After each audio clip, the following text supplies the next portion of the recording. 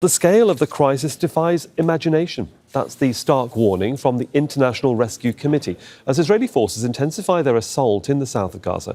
600,000 Palestinians are being forced to flee the southernmost city of Rafah in just 10 days.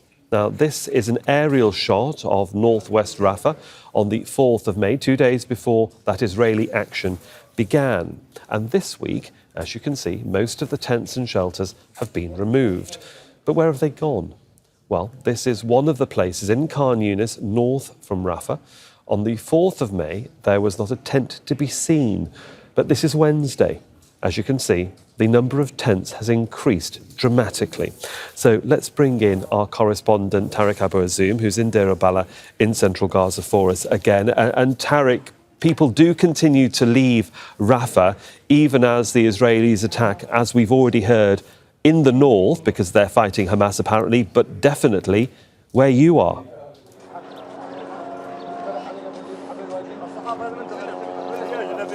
Well, the new reality, in fact, Sohail, is that the people there have been forced to flee Rafah under mass Israeli bombardment. They have been carrying out wide military campaign in the eastern portion of the city, using lethal force, destroying residential houses, schools, clinics, and everything that could be suitable for human habitation, where Palestinians have been receiving more controversial evacuation orders to flee from the central areas of Rafah. Now, the Israeli military is mobilizing more brigades in order to fight in Rafah, and it seems that it reflects the Israeli intentions to expand and to broaden the military operations to reach to the middle area, and despite the Israeli description of the operation to be precisely and limited.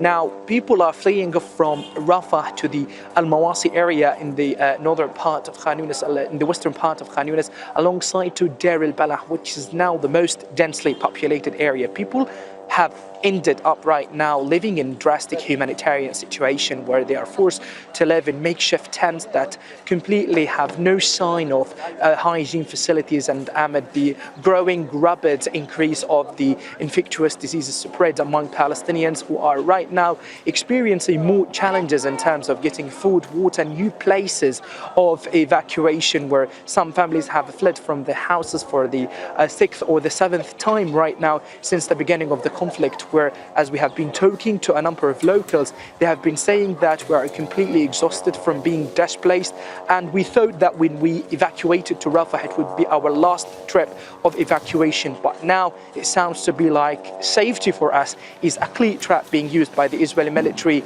to keep destroying what left from the Gaza Strip, and at the same time we have no hope that these ongoing battles on the ground can witness a kind of end within the coming days. Tariq Abu Azoum there for us in Deir al-Balah. Thanks very much for the update. We'll be keeping in touch with Tariq throughout the day. Make sure to subscribe to our channel to get the latest news from Al Jazeera.